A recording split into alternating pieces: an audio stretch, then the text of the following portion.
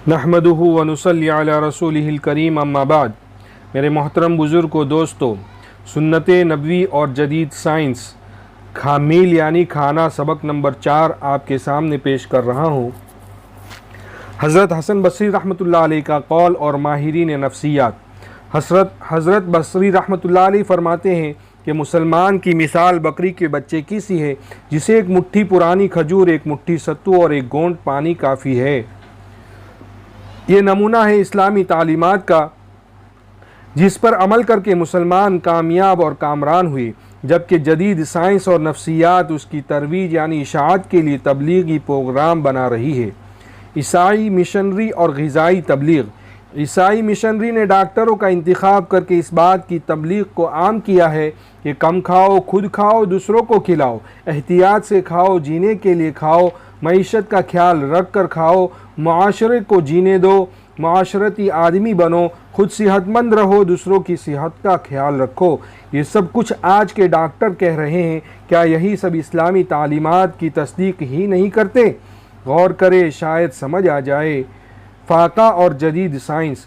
फ़ाक़ा इलाज है, अपने मरीज़ों का फ़ाक़े के ज़रिए इलाज करो। ये अल्फाज उलमाए हदीस ने अक्सर बयान किए हैं। सहाबाए किराम रिज़वानुल्लाहि ताला अन्हुम भूखे होते थे, खुद हुज़ूर अक़दस सल्लल्लाहु अलैहि वसल्लम की ज़ाते बाबरकत भूखी रहती थी। लेकिन जहाँ तक अमराज यानी बीमारियों की ज़्यादती का मसला है, उससे सहाबाए किराम रिज़वानुल्लाहि ताला अन्हुम और ख़ुद हुज़ूर अक़दस सल्लल्लाहु अलैहि वसल्लम की ज़ाते बाबरकत बहुत कम दो चार हुए हैं।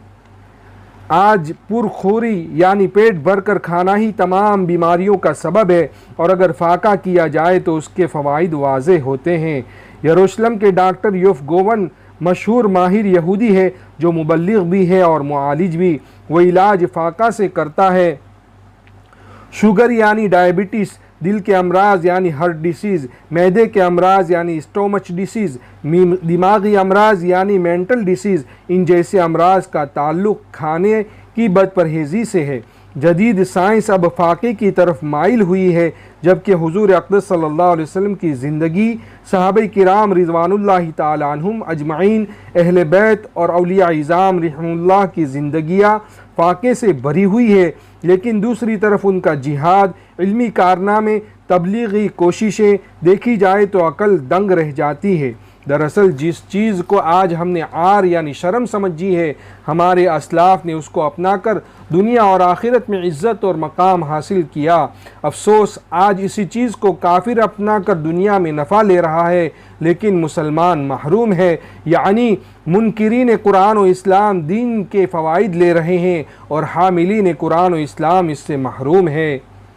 फ़ाक़ा, करामत और जदीद साइंस। अब्दुल वाहिद इब्न ज़ैद कसम खाकर फरमाते हैं, अल्लाह ताला किसी शख्स की सफाई बग़ैर भूखा रहने के नहीं करते, और उसकी वजह से बुज़ुर्ग पानी पर चला करते हैं, और उसकी वजह से इनको तय्युल अर्ज़ हासिल होता है।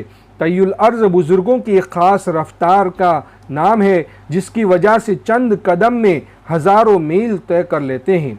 औलिया किराम खाने को छोड़कर मकाम हासिल करते थे, बल्कि उसको यूं कहें कि वो रिज़्क़ को छोड़कर रज़्ज़ाक़ की तलाश में रहते थे। और इन फ़ाक़ों से उन्हें क्या मकाम मिला, ऐसे वाक़िआत के जिनको आज की दुनिया के लोग मानने से इनकार कर रहे हैं। मुजाहिदात यानी सेक्रीफाइसेस और नफ्स की मुखालिफत मकाम मुक़र्रबीन तक पहुँचने की सीढ़ी है, और मुजाहिदात में सबसे पहला मुजाहिदा तर्के लज़्ज़ात है, लज़्ज़तों को छोड़ देना है। इसलिए औलिया किराम रहमुल्लाह ने तंग दस्ती वाली ज़िंदगी कबूल फरमाई। ये सुन्नत है हुज़ूर अक़दस सल्लल्लाहु अलैहि वसल्लम की।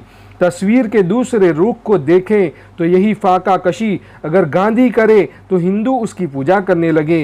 यही फ़ाक़े अगर हुज़ूर अकरम सल्लल्लाहु अलैहि वसल्लम करे तो अल्लाह ताला की मदद खंदक और बदर में पहुँचे।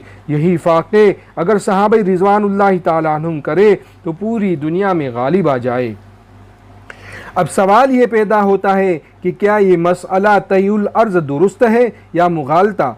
फ़ाक़ों और मुजाहिदात से काफिर ने क्या लिया? कुछ ऐसे वाक़िआत लिखे हैं जो अंग्रेज़ ईसाई ने, उससे अंदाज़ा होता है कि तर्के लज़्ज़ात यानी लज़्ज़तों को छोड़ देना और फ़ाक़े इंसान को कहाँ से कहाँ तक पहुँचा सकते हैं।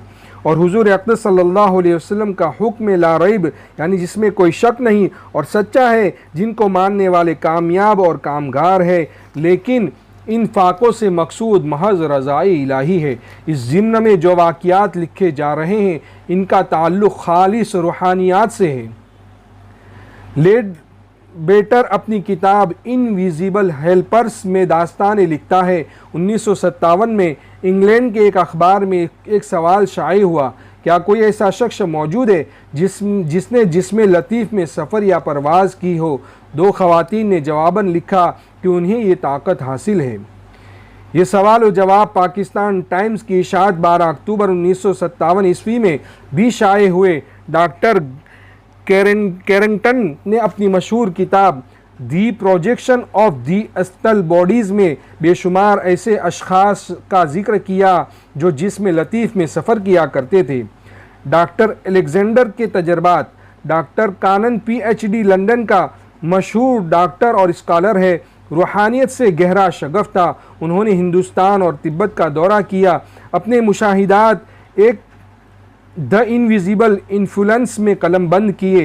ये किताब बहुत पहले शाये हो चुकी है। इस किताब के कुछ वाक़ियात लिखे हैं। एक मरतबा एक कर्नल मुझसे मिलने आया, उन्हीं मसाइल पर बहस हो रही थी, तो मैंने कर्नल को दिमागी लहरों के असर से गाफिल कर दिया, बेखबर कर दिया और कागज़ कलम उसके हाथ में थमाकर हुक्म दिया कि फ़ुला सियासतदान, फ़ुला नेता जो कुछ कर रहा है लिखो। वो 3 घंटे लिखता रहा और बाद में इस तहरीर को मैंने उसी सियासतदान को दिखाया। उसने उसके सच्चा होने की तायीद की। अभी हम तिब्बत से 100 मील दूर थे कि हमारे यहाँ एक अजनबी वारिद हुआ। घेरवे रंग के लंबे कुर्ते में मलबूस। कहने लगा, मुझे दलाई लामा ने पेशवाई के लिए यानी रास्ता दिखाने के लिए भेजा है। हम सब हैरान, उसको हमारी खबर किस तरह पहुंची और ये इतनी दूर से यहाँ कैसे पहुंच गया।